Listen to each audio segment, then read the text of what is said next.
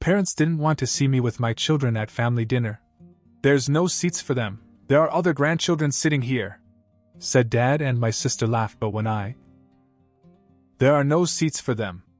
The other grandchildren are sitting here," my dad said. My sister, Lauren, laughed like it was the funniest thing she'd ever heard. I stood in the doorway with my 2 children, holding a small gift bag. I had come to congratulate her on her promotion, thinking it would be a family reunion. My younger brother, Jake, had told me to come. "It'll be fun, Stan, everyone will be there." But as soon as I walked in, I knew I had made a mistake. The dining room table was set, plates and silverware neatly arranged, wine glasses filled. It was full of familiar faces: my parents, Lauren, her husband, their 2 children. Everyone but me and my kids. I glanced at my mother, hoping for some kind of intervention, but she was busy arranging the plates as if they were the most important thing in the world. My father stood with his arms crossed, looking annoyed that I had even shown up. Lauren leaned back in her chair, amused. Then my father said it. "Why did you bring the kids? We didn't even invite you. Why are you even here?" The words hit harder than I expected. My youngest, still clinging to my leg, looked up at me in confusion. My older one, who was just old enough to understand when we weren't wanted, looked from me to them, waiting to see how I would react. "Well, come in, I guess," my father finally said, as if doing me a favor. "But there's no room for you.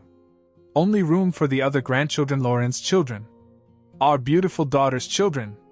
She'll finally be able to help us now." Lauren laughed again, louder this time. I kept my voice calm. "So our sister is golden now, huh? Now that she's been promoted, she doesn't need my help anymore?" Lauren rolled her eyes. "Who needs you, Stanley?" "Ha!"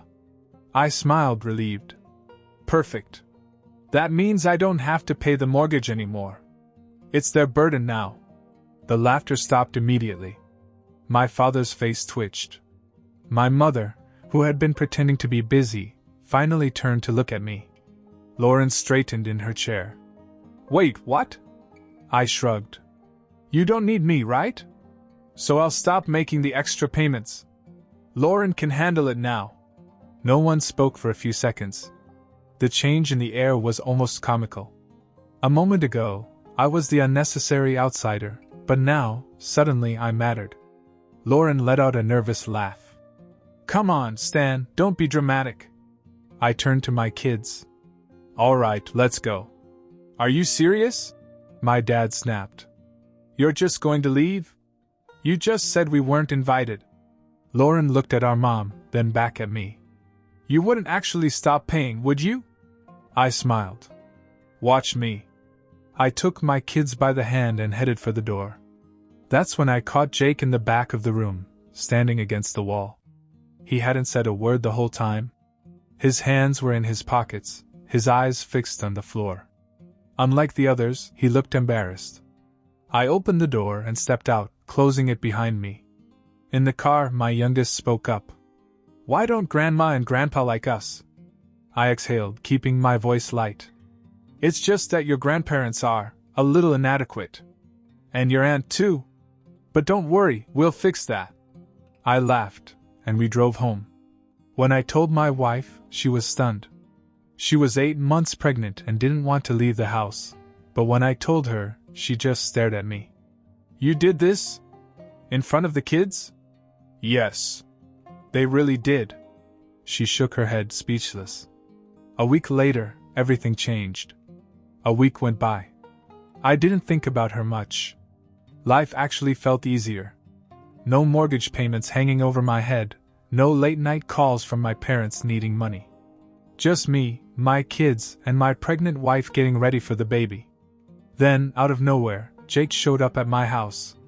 I opened the door to find him standing there, looking exhausted. "Hey," he said. "Can I come in?" Jake never just stopped by. Something was up. I let him in and he sat down at the kitchen table and rubbed his face. "Lauren lost her job," he finally said. I blinked. "Already?" "Yeah. Got fired. She's totally screwed." I sat back, processing. Let me guess, she spent her entire paycheck before she even got it. Yup. He let out a dry laugh. Bought a bunch of expensive crap. Thought she had it made. Then boom. Gone. I grinned. Karma moves fast, huh? Jake hesitated. It's worse than that. I raised an eyebrow. She didn't just get fired, he said. Someone set her up. That got my attention. What do you mean? Some guy at work, she thought he was her boyfriend. He stole a bunch of money from the company and somehow pinned it on her. She didn't see it coming. She's not just fired, Stan. She might get sued. I whistled. Damn. Yeah. He shook his head. Mom and Dad are going crazy. They were counting on her to help with the bills. Now they're panicking. I leaned forward. So what? They want me to fix it? Jake didn't answer right away, which told me everything I needed to know. I laughed. Unbelievable. They literally kicked me and my kids out a week ago. Told me we didn't belong. And now suddenly they remember I exist? Jake sighed. Look, I'm not saying you owe them anything. I just thought you should know. Things are falling apart over there. Fine, I said without hesitation. Jake stared at me. You don't mean that. Oh, I do, I said. They made their choice. Lauren laughed in my face. Dad practically pushed us out the door. They were going to treat me like nothing? Now they can deal with what that actually feels like. Jake ran a hand through his hair. I get it, man. I do. But just don't do anything you'll regret later. I leaned back in my chair and thought about it. Not because I wanted to help, but because for the first time, they needed me more than I needed them. And I liked that. Jake left a little later, and I went back to my normal night, feeling strangely at peace. Then, around midnight, my phone rang. It was my mother. I let the phone ring. Then it rang again. And again. I ignored it, watching the screen light up in the darkness of our bedroom. My mother's name flashed over and over. My wife, half asleep, muttered, "Who keeps calling?" "My mother," I said. She frowned. "At midnight?" "Yep." I silenced the phone and rolled over. A few minutes later, Jake texted. "Jake, pick up. It's bad." I sighed and called him back. He answered right away. "Stan, you need to come over. Dad's having chest pains. Mom's freaking out." I sat up. "Wait, what?" "He doesn't look good, man. Mom tried calling Lauren first, but she's not answering. She's been crying all day about her job, and now she's ignoring everything." I grinned. "You mean the golden child doesn't want to deal with family problems?" "Shocking. Stan, come on. This is serious." I hesitated. I knew I should go. But part of me remembered standing at that dinner table, my children beside me, while my father looked me in the eye and told me we weren't welcome. I exhaled. "Fine. I'll be there soon." My wife sat up. "You're really leaving?" "I just want to see what's going on." She studied my face, but didn't argue. "Be careful." I pulled into the driveway and immediately noticed something strange. The house felt different.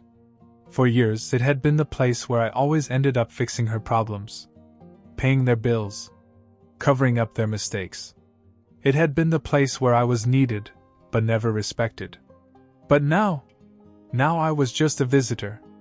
I entered without knocking. My father was slumped in his chair, his face pale and sweaty. He was breathing heavily, clutching his chest.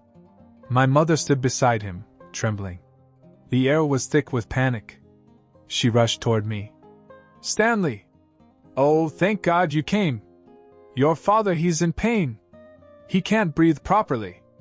I stared at her. "Did you call 911? She blinked, as if the thought hadn't occurred to her. I pulled out my phone. "Jesus, Mom." I called an ambulance as my mother paced frantically. Then something hit me. "Why did you call me before you called for help?" She looked confused. "I didn't know what to do." "Liar," I muttered. You called because you wanted me to fix it. Like always. She didn't deny it. The paramedics were there within minutes. They examined my father and hooked him up to a monitor. One of them turned to me. It's not a heart attack, but his blood pressure is dangerously high. It's stress-related. I almost laughed. I bet I know what's causing the stress. They loaded him into the ambulance, my mother still clinging to my arm. Stanley, please. I looked down at her. Please, what? Tears welled in her eyes. We need help. I let the words sink in. A week ago, I was nothing to her. Now I was their only option. I looked into her eyes and said, no. Then I walked out. For the first time in years, I felt free. I had walked away, left them to deal with their own mess, and the world didn't end. No one died, no disaster occurred. I had spent my whole life thinking that if I didn't hold it all together, it would fall apart. Turns out it was falling apart anyway. The next morning my wife watched me sip my coffee. So? How bad was it? I grinned. No heart attack. Just stress. She raised an eyebrow. And I told my mom no, I said, setting my cup down. Her eyes widened. You actually said no? Yep. Walked right out. She leaned back in her chair, looking almost amused. Wow. Who are you? I have no idea, I said, laughing. Then, just as I was starting to enjoy my morning, there was a knock at the door. It was Jake. And he looked pissed. As soon as I opened the door, he pushed past me. You really just left? I sighed. Yes, Jake. I left. Because I'm not their damn ATM anymore. Jake ran a hand through his hair. Mom's a wreck. Dad's still in the hospital for observation. And Lauren. He let out a bitter laugh. Lauren still won't answer her damn phone. I shrugged. Not my problem. Jake hesitated, then sat down at the table. Look, I didn't want to bring this up, but I have to. Did you know they've already spent the $4,500 you gave them? I froze. What? Jake nodded. The money you sent to pay off their debt? Gone. Dad didn't even use it for the mortgage like he said. My jaw tightened. Then where the hell did it go? Jake hesitated. To Lauren. They gave her cash. A lot of it. And the rest? Stupid crap. Some new furniture she wanted. A weekend away. Just wasted. I stared at him, waiting for him to say he was joking. But he wasn't. I let out a slow breath, trying to stay calm. So let me get this straight. I paid off almost $5,000 of your debt, and instead of being responsible, you gave money to Lauren? Jake looked down. Yeah. I laughed, but not because I thought it was funny. It was because I finally understood. They used me, I said. Not just for bills. Not just to keep the lights on. They saw me as their rainy day fund. A bottomless wallet. The second I helped them, they threw it away on Lauren, because she's the one they really care about. Jake didn't argue. He knew it was true. He rubbed his face. Look, I understand why you're mad. I'd be mad too. But they're in deep shit now. The bank's breathing down their necks about the mortgage. Dad's in the hospital. Mom's barely holding it together. And Lauren? She's completely useless. I shook my head. No. I'm done. Jake sighed. Stan. No. I cut him off. You made your choice. You put everything into Lauren. They treated me like I was nothing. And now they need me? I scoffed. Let them see what nothing really feels like. Jake sat there, silent for a moment. Then he let out a dry laugh. You know, you're right. I raised an eyebrow. Wait, what? He leaned back. They're going to start leaning on me next. They'll run out of options, and I'll be the last one left.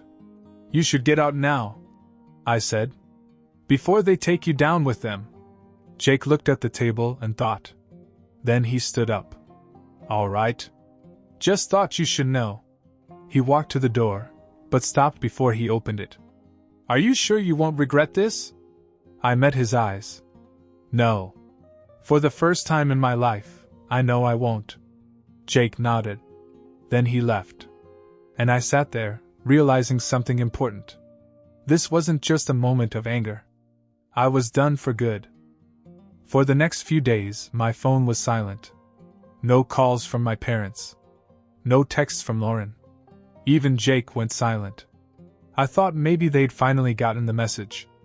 Then, on Saturday afternoon, my wife and I were in the nursery setting up the crib when I heard a car pull into the driveway. I looked out the window. It was my mother. I sighed. Unbelievable. My wife looked over my shoulder. She actually drove here? Looks like it. There was a loud knock on the door. My mother had never come to my house unannounced. She had always expected me to come to her. I opened the door but didn't invite her in. She looked exhausted, her hair was a mess, and her eyes were red as if she'd been crying. "Stanley, please," she said. "We need to talk." I crossed my arms. "About what?" She swallowed hard. "Your father is still in the hospital. The doctors are keeping him longer because his blood pressure won't stabilize. The stress is killing him." I remained silent. She took a deep breath. "And we may lose the house." There it was. I leaned against the doorframe. "Not my problem." "Stanley," she whispered. "Please. We have nothing. We gave everything to Lauren because we thought she would take care of us. We trusted her." Her voice broke. "But she hasn't come to see your father once. She doesn't return our calls. She ignores us completely." I shrugged. "Wow. That must be hard." Her hands shook. "I know we treated you badly. I know we made mistakes. But we have nowhere else to turn. The mortgage is past due. The bank is already sending out warnings. And your father's medical bills dash." She wiped her eyes. "We can't afford them." I stared at her, completely unmoved. "You know what's funny?" I said. "A few months ago, I paid off your debt. Almost $5,000. And you didn't even use it on the house. You gave it to Lauren. You chose her over me. Over your grandchildren." She looked down, ashamed. "And now?" I continued. "Now she's gone. And suddenly I'm important again?" Tears streamed down her face. "Stanley, please. We don't know what to do." I let her words hang in the air for a moment. Then I smiled. "Figure it out." She gasped. "You don't mean that." "I do," I said. "I really do." I stepped back and started to close the door. And that's when she snapped. "You owe us!" she suddenly yelled. I froze. "Excuse me?" "You owe us, Stanley!" she yelled. "We raised you. We fed you. We gave you everything. And now that we need you, you're just going to turn your back on us?" I laughed. "Everything? Really? You treated me like a backup plan. Like a safety net for when Lauren let you down. You threw me away as soon as she got her promotion. And now that she's gone, I'm suddenly your son again?" She shook her head, angry. "You are selfish. After all we've done for you." I didn't even argue. I just smiled. "Good luck, Mom." Then I slammed the door in her face. I turned to see my wife standing there, hands on her stomach, staring at me. She exhaled. "That was crazy." I nodded. "Yeah. And I'm so done." We stood there for a moment, just taking it in. Then we heard a loud bang from outside. I ran to the window and looked out. My mom had kicked the side of my car. She was screaming. Her face was red with anger. Then she got into her own car and drove off. I turned back to my wife, who was still wide-eyed. "Well," I said. "That went well." She stared at me. Then she burst out laughing. After my mother left, I thought that was it. That they'd finally accept that I was done and move on. I was wrong. A few days later, Jake called. "They want to work something out," he said. His voice was tight, as if even he was tired of their nonsense. I sighed. Of course they do. They think maybe you'd be willing to just loan them money instead of giving it. Or maybe you could put the house payments in your name, and they'd pay you back. I let out a sharp laugh. Are you serious? Dead serious. I shook my head. Not happening. Stan, they're desperate, Jake said. I don't think they've ever been this scared. Not my problem, I said, my voice firm. I warned them. I gave them my help for years. They chose Lauren. They used me. And now they're paying the consequences. Jake hesitated. So there's nothing they can say to change your mind? Nothing. He was silent for a second, then sighed. Good. Because I'm with you. That surprised me. You are? Yes, he said. I've thought about it a lot. And you're right. They didn't care about us the way they cared about Lauren. We were just convenient. And I'm tired of being their backup plan, too. I smiled. Proud of you, man. Thanks, he said. But there's a problem. What? I told them. My stomach sank. And? Jake let out a breath. They kicked me out. I sat up. What do you mean they kicked you out? I mean, I told them I agreed with you. That they had to deal with their own mess. And Dad lost it. Said if I wasn't going to be part of this family, then I could get the hell out. I shook my head. Unbelievable. Yeah, well, I called his bluff and left, Jake said. I packed a bag and left. I'm in a motel right now. I didn't even think about it. Come stay with me. He hesitated. Are you sure? You don't have much room with the baby coming. I don't care, I said. You're not staying in a damn motel. Pack your stuff and come over. There was a pause. Then Jake said, Thanks, Stan. Really?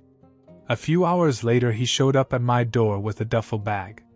He looked exhausted, as if the weight of our parents' selfishness had finally hit him.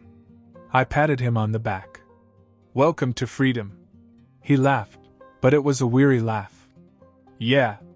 Guess we're both out now, huh? Guess so. We put him up in the small guest room. It wasn't much, but he didn't mind. Over the next few days, my phone blew up. My parents called me every name in the book. A selfish bastard. A cheapskate. A disgrace to the family. Apparently, if I didn't give them money, I was worthless to them. Lauren wrote once. Lauren, you're pathetic. You've always been jealous of me and now you're trying to turn Jake against us? Grow up.